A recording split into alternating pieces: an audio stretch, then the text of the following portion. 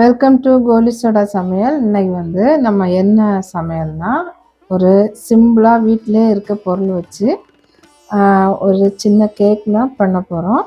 அதை எப்படி பண்ணலாம் அப்படின்னு பார்க்கலாம். முதல்ல 2 முட்டையோட வெள்ளைக்கரு மட்டும் இதே போல் எடுத்துக்கோங்க. அப்புறமா அதோட 1 கப் சீனி அதில் நம்ம ஆட் பண்ணிக்கலாம். இது 100 கிராம். லைட்டாக விட்டு விட்டு அடிச்சுக்கோங்க.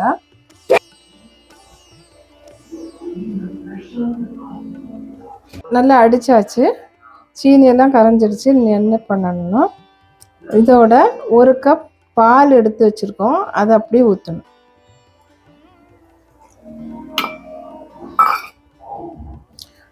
அதையும் அடிச்சிடலாம்.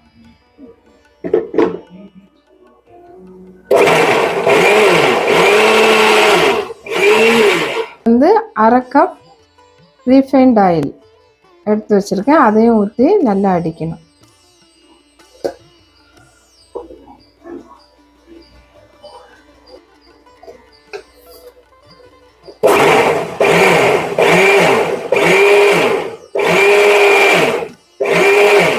பால், எண்ணெய், முட்டை எல்லாமே ஆட் பண்ணியாச்சு. இனி அடுத்தது மாவு ரெடி பண்ணலாம். இது 1 கப் மைதா மாவு, இது அரை கப் கொக்கோ பவுடர். இது ரெண்டையும் சேர்த்துக்கலாம்.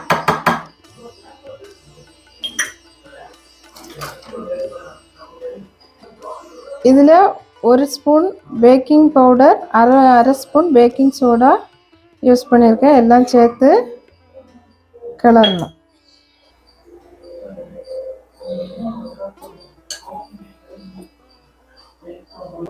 அப்புறமா மிக்ஸி ஜாரில் இருக்கிறத எல்லாம் சேர்த்து கிளறிடலாம். இதை கொஞ்சம் கொஞ்சமாக விட்டு கிளறுங்க.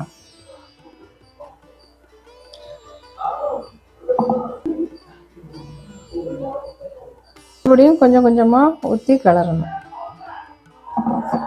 நட்ஸ் எல்லாத்தையும் பாதி போடணும். இதில் அதையும் சேர்த்து கிளறணும். ஆனால் இப்போ நம்ம விறகடுப்பில் குக்கரில் ஒரு இரும்பு சட்டி மேலே வச்சிடலாம். முதல்ல இந்த குக்கர் ரெடி பண்ணிவிட்டு இதில் கொஞ்சம் எண்ணெய் ஆட் பண்ணிக்கலாம். எண்ணெய் ஊற்றிக்கோங்க. ஊற்றிட்டு அதை எல்லா பக்கமும் நல்லா தடவி விடணும்.